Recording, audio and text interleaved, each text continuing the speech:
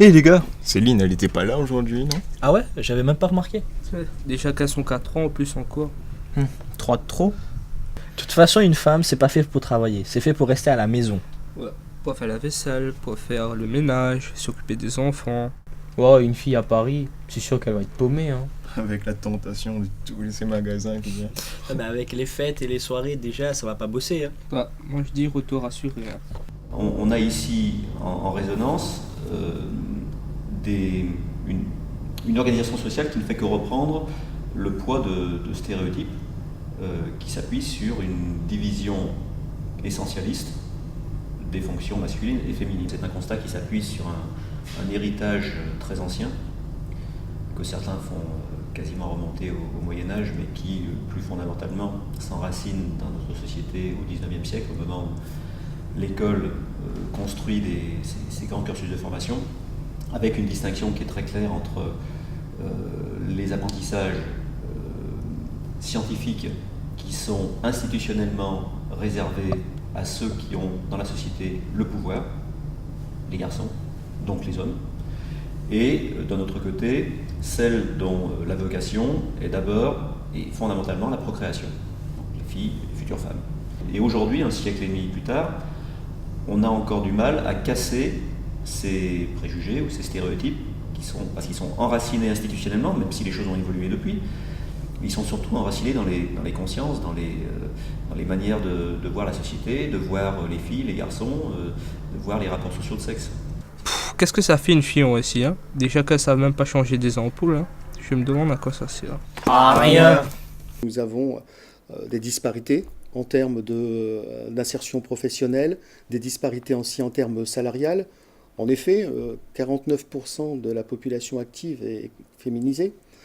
Et en ce début du XXIe siècle, il est dommage de constater que seuls 26% de femmes sont ingénieurs et seulement 9% de femmes accèdent au conseil d'administration des grandes entreprises. Je m'appelle Caroline Gaudy, je suis directrice de clientèle chez Proximity BBDO Paris, qui est une agence de communication spécialisée dans le digital et le CRM. Donc j'ai fait une école d'ingénieur après mon cursus post-bac. Aujourd'hui, je suis chargée de maintenance dans une société de photovoltaïque.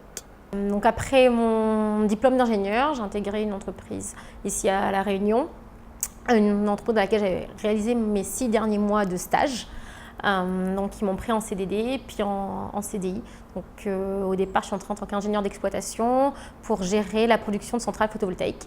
Depuis 2011, je gère toujours le service, une partie du pôle d'exploitation, partie plus télésurveillance, mais je m'occupe également de Mayotte maintenant. Une motivation pour intégrer une filière sciences de l'ingénieur, ça a été déjà la découverte de la technologie au collège, où nos professeurs ont commencé à nous parler des orientations pour le lycée. Et puis j'aimais beaucoup cette matière. En seconde, on a eu la chance de pouvoir faire à la fois la biologie et les sciences de l'ingénieur. Et mon choix s'est confirmé pendant cette année-là. J'étais beaucoup plus quelqu'un d'orienté vers le côté cartésien, un peu binaire, que vers les sciences plus de la vie, quoi. On va dire que au début, je ne savais pas trop dans quoi j'allais m'engager. Et c'est vrai que en fait, le voyage qu'on avait fait en première, notamment un petit séjour à Paris, on avait visité des différentes écoles d'ingénieurs, des entreprises. Et je crois que jusqu'au dernier jour, je me suis dit, mais je ne m'y retrouve pas du tout. Pas du tout. Et au final, l'un des derniers jours, on a visité l'école d'ingénieurs en bâtiment. Et là, je me suis dit, ah tiens, ça c'est peut-être pour moi, c'est pas l'électronique, que je me repère un peu plus. Et à partir de là, je me suis dit, c'est peut-être ça en fait. J'ai choisi de m'orienter vers du marketing relationnel. Et à l'époque où je faisais ces études, en tout cas le marketing relationnel commençait à exploser un peu sur Internet et sur maintenant ce qu'on appelle plutôt plus généralement digital. Ce qui demandait en fait d'avoir une compétence à la fois commerciale, enfin marketing et à la fois plus technique. Donc ça a été très très important, aussi bien sur la suite de mon parcours en termes d'études que sur mon métier aujourd'hui, et ça continue à me servir. J'ai fait SI au lycée parce que déjà c'était un choix par défaut, je ne voulais pas faire SVT, j'aimais vraiment pas ça.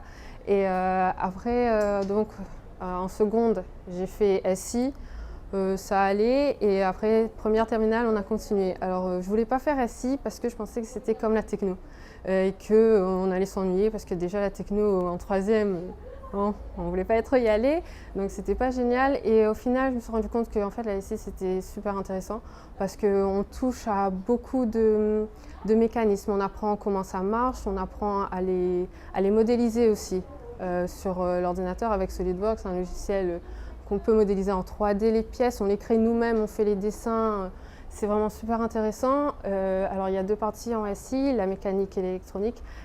Partie méca, donc c'est tout ce qui est pièces, solides, comment ça marche et tout. Et la partie élect, c'est plus les petits composants. Donc moi ça m'a plu après pour ça, parce qu'il y avait cette complémentarité entre physique et SI. Ce qu'on faisait dans l'un, on pouvait comprendre par rapport à l'autre.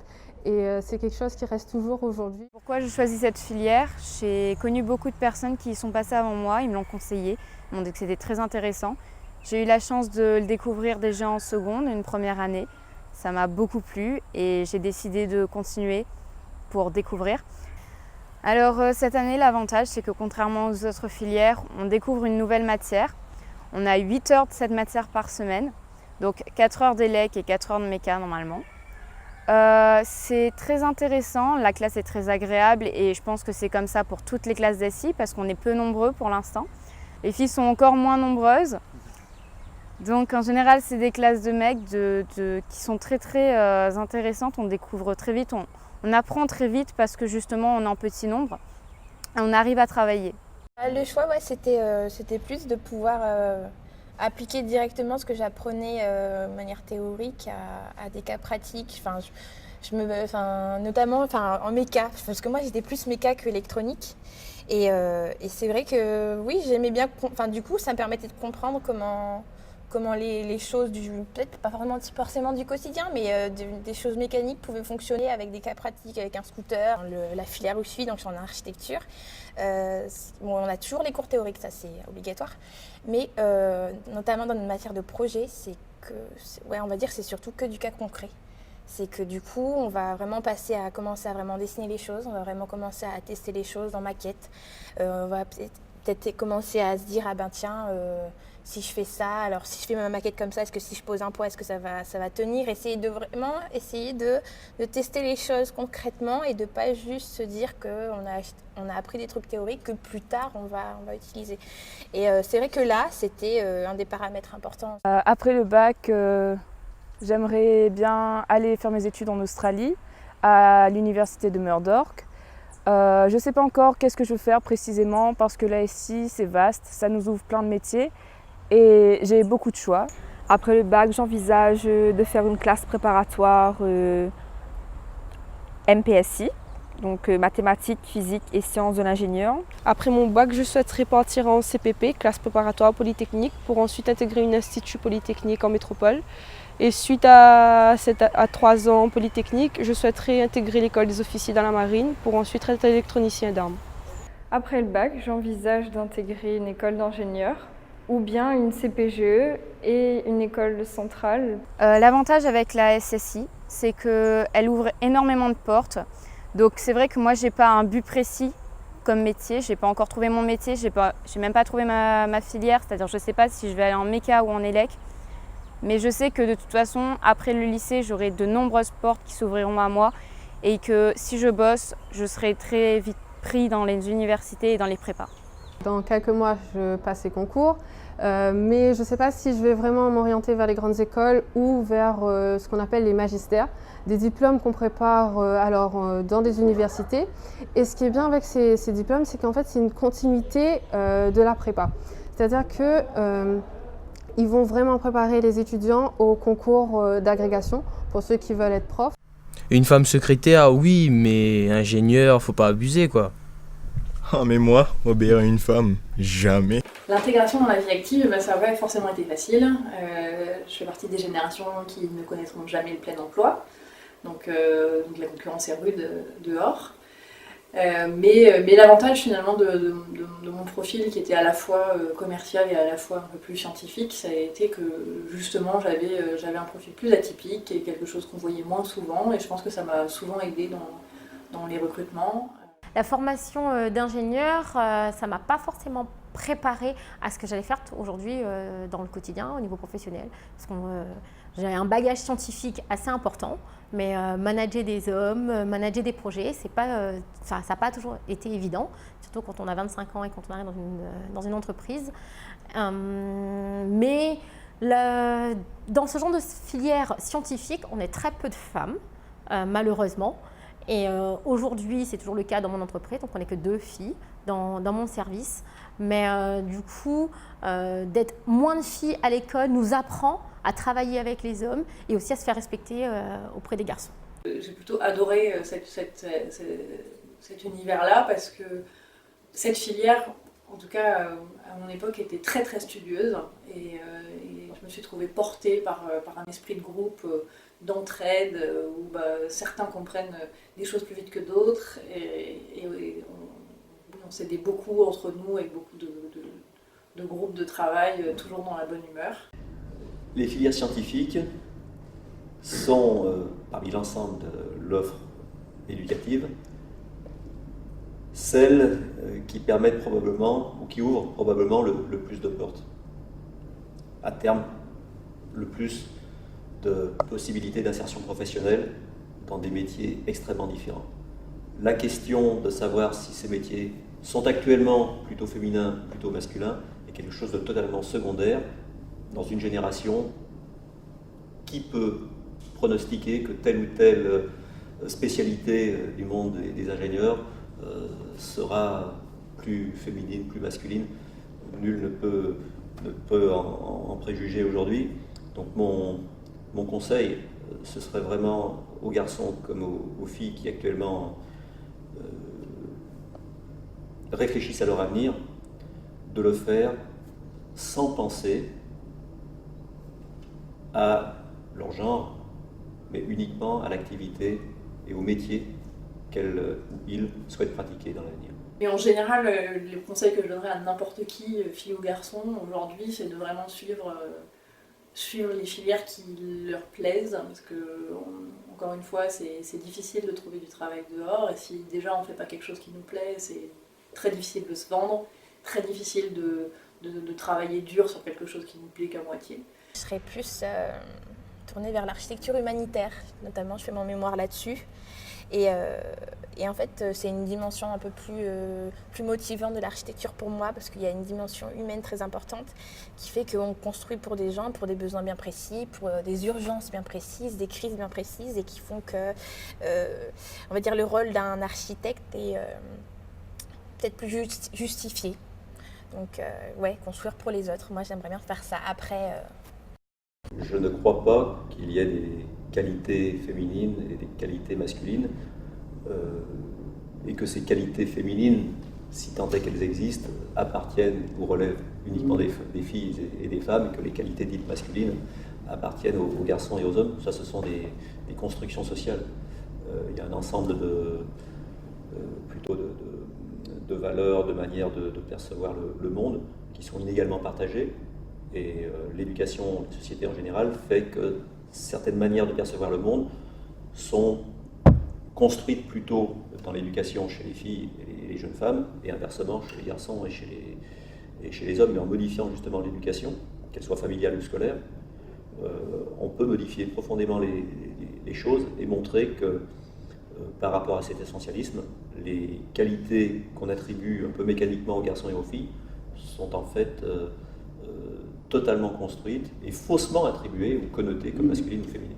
Oui, j'ai découvert en fait que dans une section ingénieur où j'imaginais qu'il n'y aurait que des mecs, je me suis rendu compte que j'avais tout à fait ma place. Parce qu'on était une classe de 32 élèves, on était 12 filles et on avait tout autant notre place que les mecs. Et on se retrouvait à valoir notre place parce que la plupart étaient dans le haut du classement quand on regardait les notes. Donc, oui, non, voilà. Donc, j'avais aucune peur, aucune crainte à avoir. J'étais bien faite pour ça. Donc, voilà. Et moi, je me sens tout à fait à ma place dans cette filière, je me sens bien. Donc, je pense sincèrement que ça peut être très intéressant autant pour les filles que pour les garçons.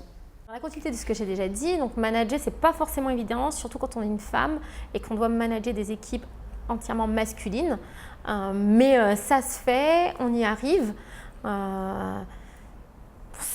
On est souvent sujet à certains conflits, mais bon, c'est pas très dramatique. Pour revenir à la question d'égalité homme-femme, on verra plus souvent des hommes sur chantier, peut-être parce qu'on n'a pas de chaussures sécurité adaptées pour les filles. Avec des talons, ça serait mieux. Je dirais aux filles de seconde qui envisageraient d'intégrer cette filière que c'est forcément pas tous les jours évident, mais qu'il faut persévérer à force de travail. Parce que moi, j'étais pas forcément quelqu'un de très doué, très surdoué à l'école, mais une grosse bosseuse. Et donc, et on voit que j'y suis arrivée. Pour casser ces stéréotypes, il s'agira donc bien de penser, de mettre en œuvre des actions qui permettront d'infléchir justement ces stéréotypes à destination, bien évidemment, des élèves, mais je n'oublie pas aussi qu'il s'agit de convaincre également dans cette démarche les parents. Comment casser cette représentation faisant des filières scientifiques et technologiques qui les associent de façon un peu systématique au monde des hommes, au monde de la masculinité. On a des situations problèmes qui permettent, dès la maternelle, de faire réfléchir ou de faire prendre conscience aux enfants, et peut-être derrière à leur famille, que les connotations sexuées sont socialement construites et ne relèvent pas de l'essence. Le pompier, c'est pas forcément un homme, l'esthéticienne, je valorise volontairement le féminin, n'est pas forcément un métier féminin, et l'ingénieur n'est pas uniquement un homme. On parle De toute façon, une femme, c'est pas fait pour travailler, c'est fait pour rester à la maison. Du cas concret. C'est que du coup, on va vraiment commencer à vraiment dessiner les choses. Moi, je me sens tout à fait à ma place dans cette filière. Je me suis rendu compte que j'avais tout à fait ma place. Dans la vie active, ça n'a pas forcément été facile. Manager des hommes, manager des projets, ça n'a pas toujours été évident. On a l'impression que c'est des filières qui sont excessivement masculines et que du coup ça... Les stéréotypes, les préjugés, évitons les malentendus. Un homme n'est pas une femme n'est pas un homme. Mais l'égalité des droits, l'égalité sont les plus difficiles à chasser. Ça n'appartient pas à une loi. La loi ne peut pas interdire la bêtise. Sinon, il y aurait beaucoup de plaintes. Dans l'accès au métier, cette égalité-là doit être absolument respectée. Et dans ce qui est fait au niveau de l'école, c'est de faire en sorte que chaque jeune fille puisse suivre les filières qui pourront la conduire aux métiers qui n'ont aucune raison d'être réservés aux hommes ou aux femmes. L'intérêt de l'égalité rejoint l'intérêt même de l'économie et de l'entreprise. Et enfin, on s'aperçoit qu'il y a une reproduction des remarques sexistes. C'est hélas les traditions des comportements qui se répètent. Et ça, c'est le rôle de l'éducation, aussi le rôle de la famille.